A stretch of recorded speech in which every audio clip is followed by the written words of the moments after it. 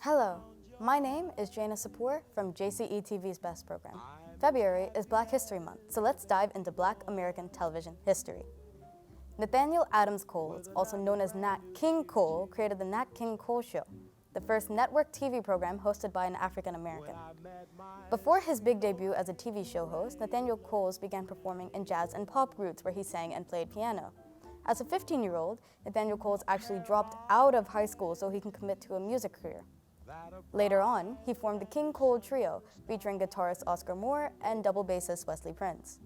Over the course of a couple of years, they performed countless songs together, including The Man I Love,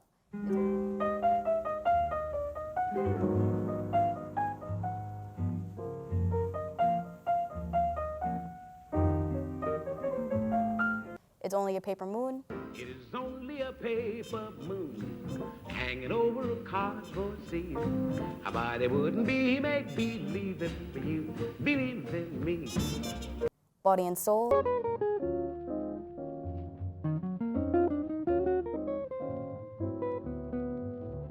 and Sweet Lorraine. Each night I pray that no one will steal her heart away. In fact, in 1940, he made his very first debut as a solo vocalist when he was 24 with the song Sweet Lorraine. Nat King Cole became known as the very first African-American musician to host a radio show. In 1946, he ran a 15-minute radio program called King Cole Trio Time, where the King Cole Trio would perform and create radio transcriptions, which are recordings that go on a record that will go to a radio station so it can be broadcasted. In this case, transcriptions were sent to radio programs like Swing Soiree, Old Gold, the Chesterfield Supper Club, Kraft Music Hall, and the Orson Welles Almanac. It was around this time he became famous as a musician. He was a guest in several TV shows. At the time, the most famous of these included NBC's Texaco Star Theater starring Milton Berle, The Perry Como Show, The Red Skelton Show, and CBS's A Conversation with Dinah starring Dinah Shore. On November 5th, 1956, 10 years after he started his King Cole Trio Time program, NBC offered to debut the Nat King Cole Show. With his new variety show, Nat King Cole became the very first African-American in history to have his own TV show.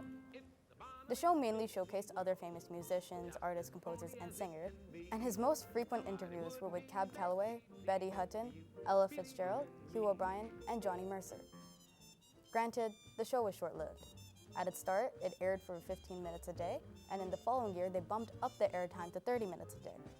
The show was in a lot of financial trouble because no national sponsor would support the show.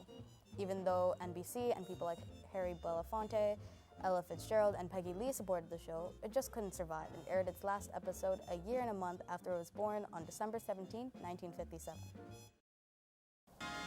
For 13 months, I was the Jackie Robinson of television, wrote Nat King Cole in a revealing 1958 article for Ebony magazine. After a trailblazing year, I found myself standing there with a bat on my shoulder. The men who dictate what Americans see and hear didn't want to play ball. Nat King Cole went on in his career to win a Grammy Award for Best Top 40 Artist for his song Midnight Flyer in 1959. Throughout the rest of his career, Nat King Cole proceeded to record many, many hit songs, including A Ramblin' Rose, which reached number 2 in pop music charts. Ramblin' right, come on and ramble. Dear Lonely Hearts being number 13. I've been so lonely, I don't know what to do. And Those Lazy, Hazy, Crazy Days of Summer reached number 6.